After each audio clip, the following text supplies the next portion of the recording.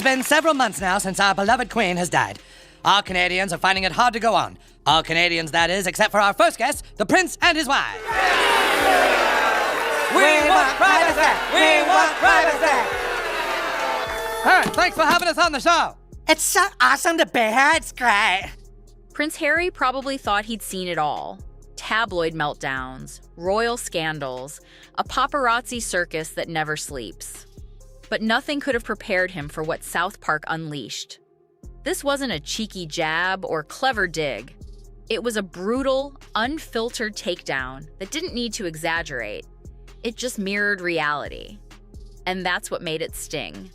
Because when a cartoon hits harder than a royal expose, you know the narrative has slipped out of your control.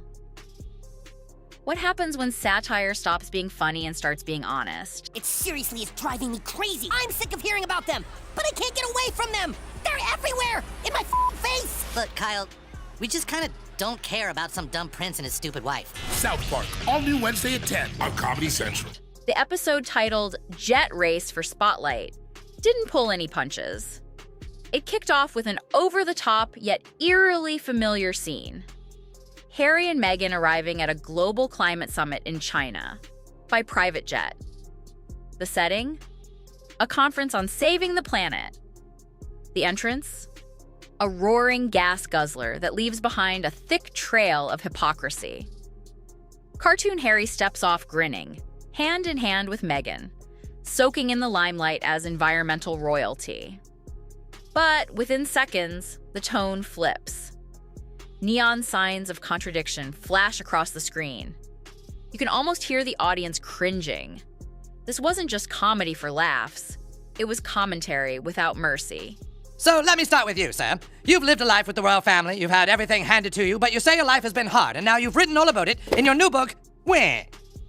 Yes, that's right, friend. You see, my wife and I I was totally like, you should write a book because your family's like stupid and then so are like journalists. So you hate journalists. That's right. And now you wrote a book that reports on the lives of the royal family. Right. South Park didn't invent the contradictions. It amplified them. In real life, Harry's green image has long clashed with his private jet habit. Over 20 jet trips in a single year, while simultaneously lecturing the world about carbon footprints? It writes itself. And that's why the episode resonated. Then came the takedown of Travyst, Harry's real-world initiative meant to clean up the travel industry. Launched in 2019 with celebrity endorsements and polished PR, Travyst promised to revolutionize ecotourism. But on South Park, it became a joke. A fake agency that hands out climate points for Instagram-friendly travel pledges. Points that mean nothing. Pledges with no teeth. The scary part? It's not far off. Travyst in reality has done little more than maintain a glossy website. No public metrics, no global impact. So you're a journalist. We just want to be normal people. All this attention is so hard. Isn't it true, sir, that your questionable wife has her own TV show and hangs out with celebrities and does fashion magazines? What are you suggesting? Well, I just think some people might say that your Instagram-loving wife actually doesn't want her privacy. How dare you, sir? My Instagram-loving wife has always wanted her privacy. And you know what else? To hell with Canada. We are leaving. Just well-meaning slogans lost in the void of internet press releases.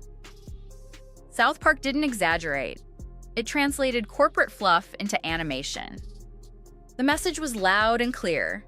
Good intentions don't equal results. And when a cause becomes a brand, everyone can feel it. South Park's version of Harry delivering a speech at the fictional Envision 2025 summit was a masterclass in brutal parody. Buzzwords flew like confetti. Vague slogans with no clear objectives filled the air. Cartoon Harry proclaims, "Let's go green for the future of something." And the room of world leaders nods, dazed and clueless. It would be hilarious if it didn't sound so much like his real speeches.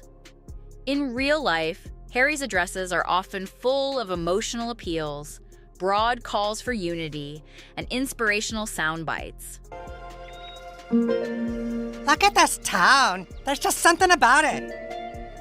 Oh, darling, I think this might be the place. You really think so? It's so quiet and empty here. If we moved here, then people would think we're really serious about wanting to be normal. It does seem perfect, doesn't it? We can have a fresh start here. But rarely any hard policy or tangible outcomes. Audiences are left inspired, but also confused.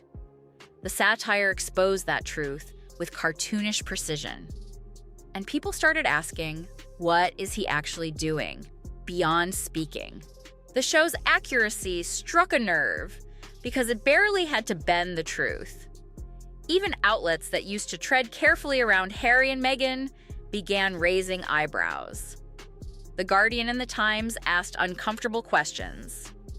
How can you preach about emissions reduction and then hop across continents in private jets? How can you call for privacy, then sign deals with Netflix and Spotify? The contradictions aren't new, but South Park made them impossible to ignore. By boiling them down to cartoon form, the hypocrisy became more digestible and more damning.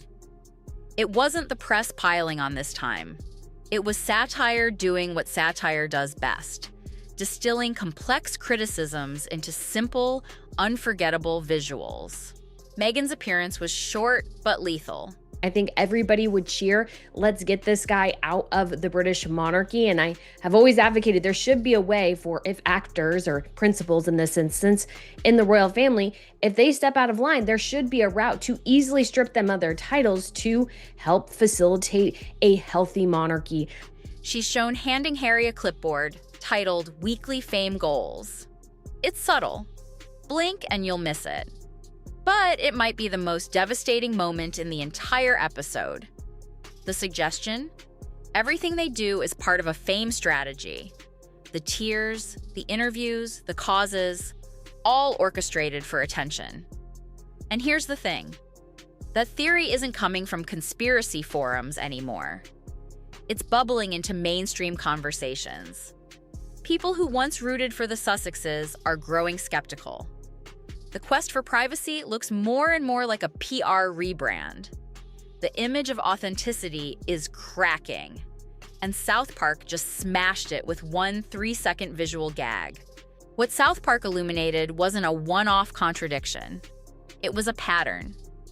Every time Harry tries to rebrand as an activist, a leader, a thinker, he doesn't. He just wants to get things his way, and he's willing to do anything to try to achieve that. The problem is that at this point, Charles's hands are tied when it comes to the security case. And hey, strip the titles at this point. It circles back to the same problem. Polished words, little substance. Whether it's mental health advocacy or climate change, the message often sounds the same. Noble, but vague.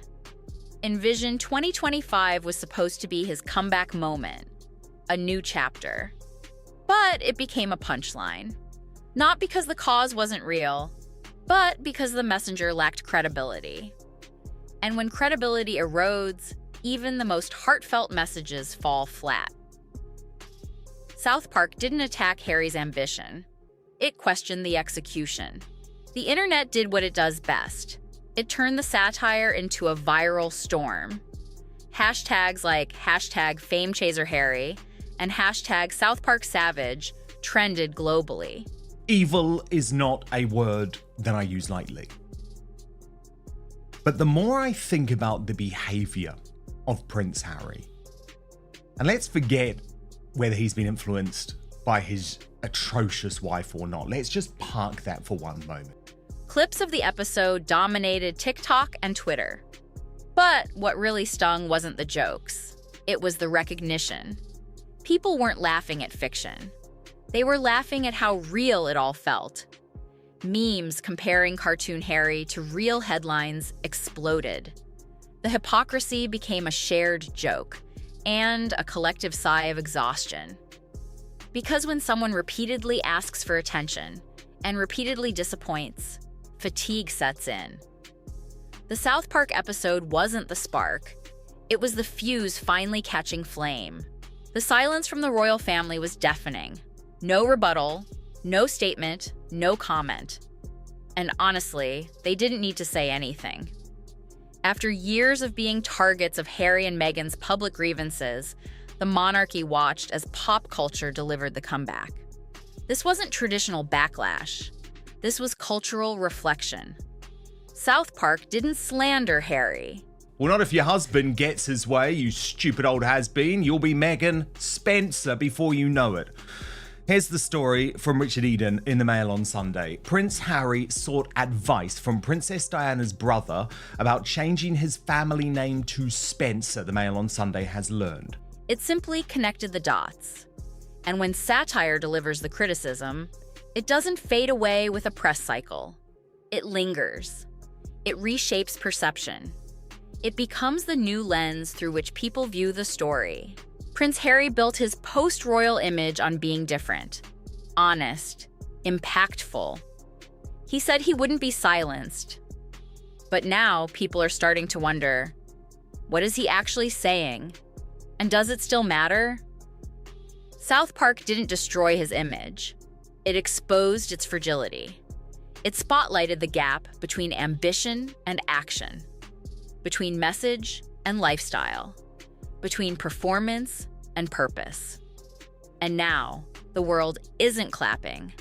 It's waiting to see if Harry can rise above the criticism, waiting to see if there's something more than speeches and memoirs, because the time for well-meaning words is over.